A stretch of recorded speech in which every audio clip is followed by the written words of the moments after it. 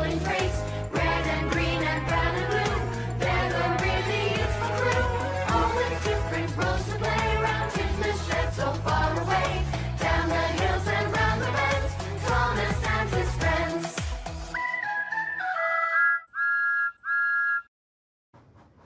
It was spring on the island of Sodor, but instead of the shining sun, there were heavy mists of fog and a drizzle of rain. All the angels weren't happy, but they knew they had to be really useful. However, it was at these times, whenever the angels were shut in their sheds and heavy fog rolled in, they spooked each other with old stories of trains that met their demise on such unfortunate events. The small engines, though, didn't have time to complain about the weather, as a new stretch of line was in the process of being built, the line which would run through where the old Mid Sodor Railway had once been. One evening, Jock was taking the final train of ballast for the day to the old line, but as soon as he got closer, a heavy fog began to roll in with a faint chill in the air. That's odd. I thought there wasn't any fog forecasted for this evening. Well, I suppose you can't always rely on the weather reporter, replied his driver, and they chuffed on. When he arrived, he found that many of the workmen were happy to see him. One of them, however, looked oddly nervous. What is the matter? Oh, don't mind him, sir. He's been like this ever since construction began. Something to do with ghosts, I believe. Ghosts? Really? I sorry to tell you, it was like as the old story said, beginning with a heavy fog rolling in, then the faint whistle in the distance where the line doesn't exist, before the sound of chuffing and puffing of a very dark engine, then the blast of heavy wind on windless nights, and that is when the devil engine will come. It was cold and dark, unlike anything I've ever seen before. Calm it, Darren. Sorry about this, old folktales are getting to his head. I understand. Anyway, we'd best be off. Come on, Jock, long way yet. But Jock wasn't listening. He looked around the old grounds. There was something oddly sinister about the abandoned station, as if someone, or something, was watching him. I think we've outstayed our welcome here. He uncoupled from his train and set off for home. That night, Jock did enjoy the journey home, for it had turned to night and the fog was thicker than it had been before. That's odd. I've never seen fog this thick before. I can barely see where I'm going. Neither have I, but nonetheless we need to stay on our guard, said his driver when the sound of a piercing whistle could be heard from behind them. I'm sure there were no trains scheduled for this evening. The driver agreed. Then all of a sudden, Jock felt the tremble race through his boiler. His driver felt it too. It was like something had stepped over their graves, and then the fog faded away. What was that? I don't know, but whatever it was, I don't want to stay around to find out. His driver agreed and they set off again, but as they left, Jock couldn't help but feel as if someone or something was watching them.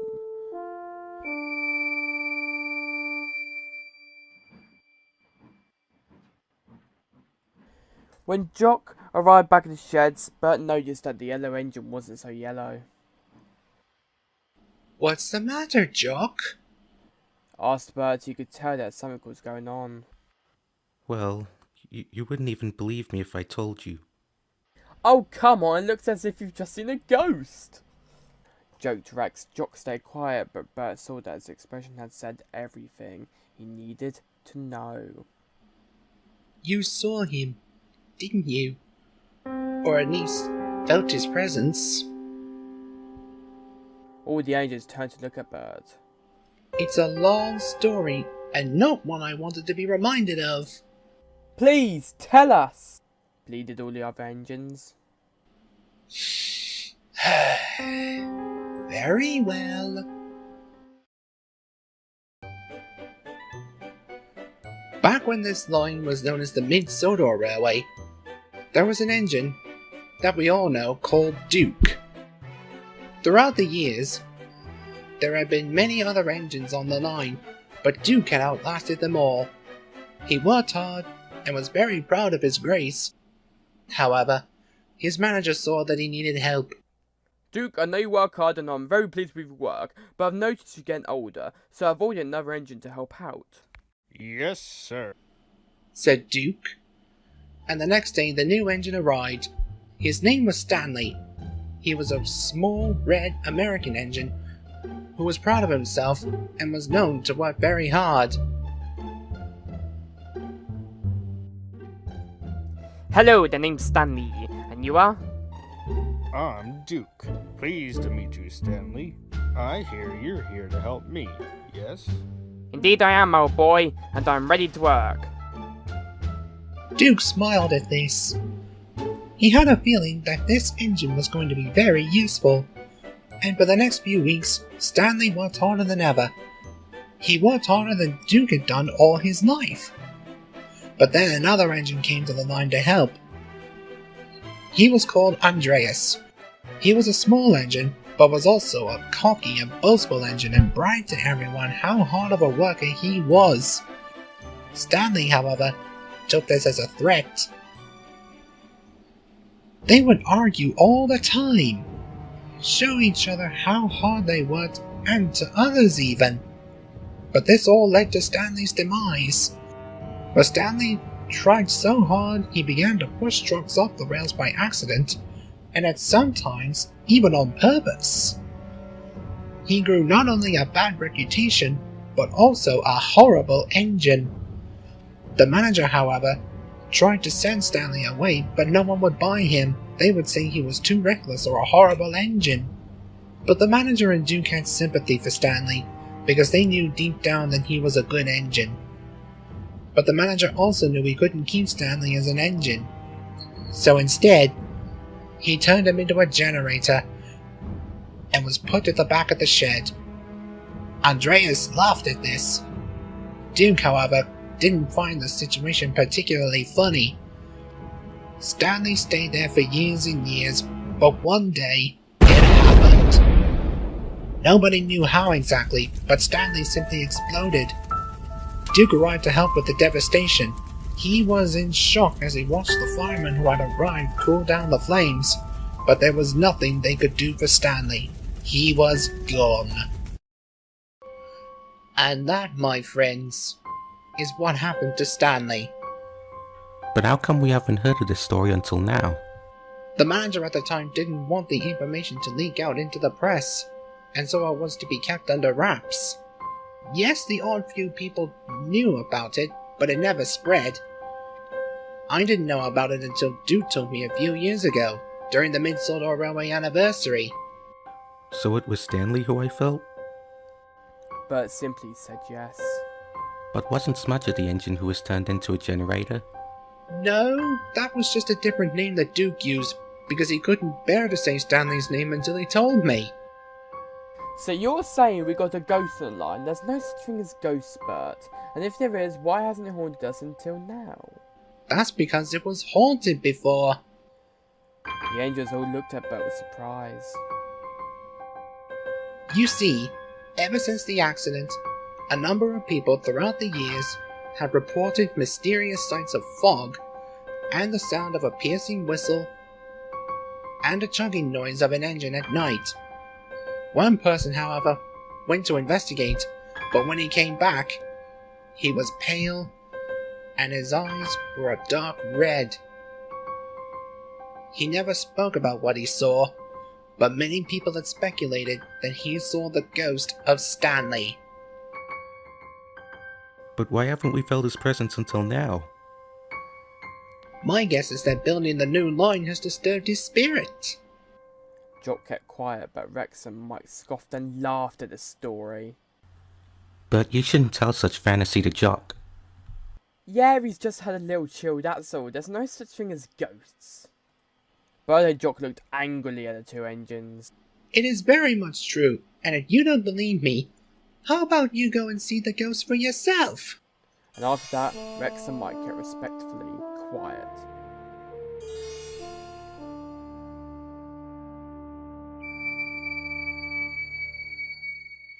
The next morning, the small controller arrived to tell the edges the day's jobs. Rex and Mike, you are to pour a late night delivery of sleepers to the new line for the workmen to begin work the next morning. Yes, Yes, sir.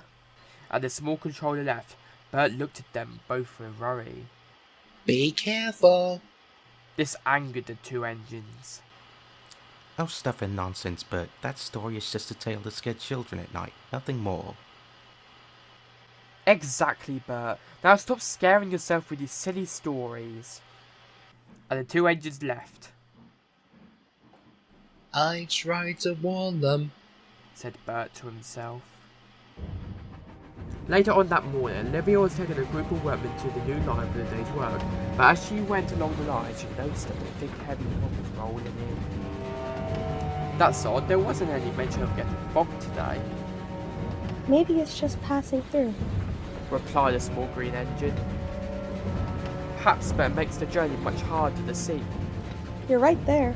said Olivia when she heard the sudden sound of a whistle ahead of her. Who was that? I haven't heard that whistle before. It must have been Mike or Jock. The driver wasn't convinced. He had never heard that whistle before in all of the years he had worked on the line, but as they continued their journey, Olivia spotted an engine in front of them. It was small and red. Oh, it's just Mike. The driver looked out. He was confused. Ha ha, very funny, Olivia. What do you... And Olivia realised there was no engine in front of her, it had simply vanished. What the... But I swore it was him. He must have come off the tracks. The driver, realising she wasn't joking, was concerned, and with that Olivia headed for the nearest signal box. When they arrived, they told the signalman, who in turn called for a crane. The fog had started to roll away. Olivia was relieved, but she couldn't help but feel as if someone was watching her. The Blister twins checked along the line with the crane for any derailed engine, but they didn't find anything. Rex was taking the passenger train to the last station, but as he puffed along, he could feel a sudden chill in the atmosphere. His driver didn't take any notice, but Rex did. He had been thinking of Bert's stories ever since the night before, and he couldn't help but start to believe in it. And as he puffed past the construction of the new line, he felt as if he was being watched.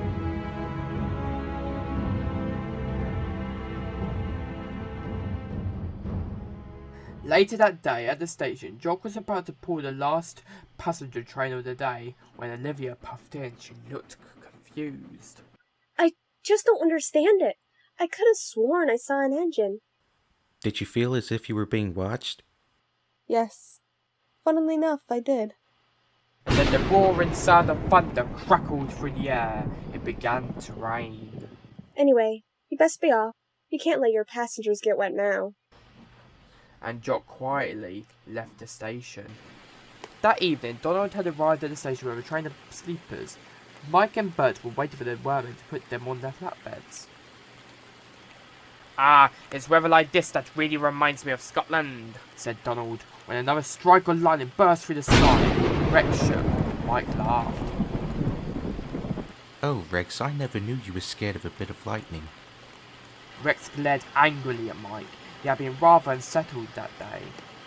I'm not, it's just... What? Oh, don't tell me. You believe in all this ghost nonsense that Bert made up. And Mike told Donald what Bert had told him the night before. Donald looked at Mike with worry.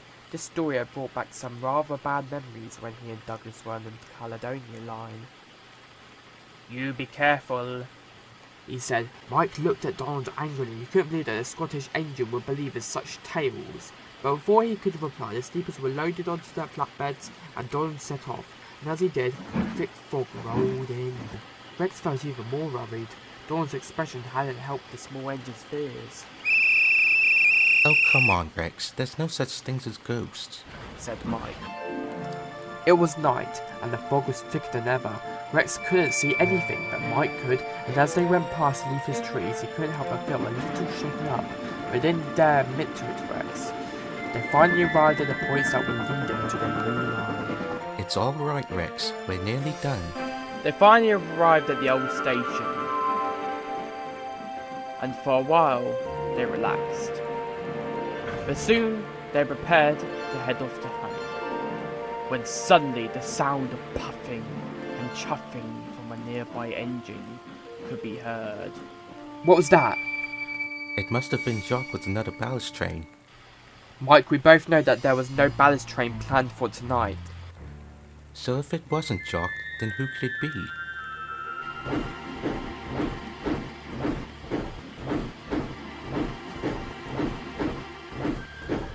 Then out of the fog in front of Mike, a shadowy figure of an engine crept up to him before letting out a shrieking whistle. Before it reached his buffers, it disappeared.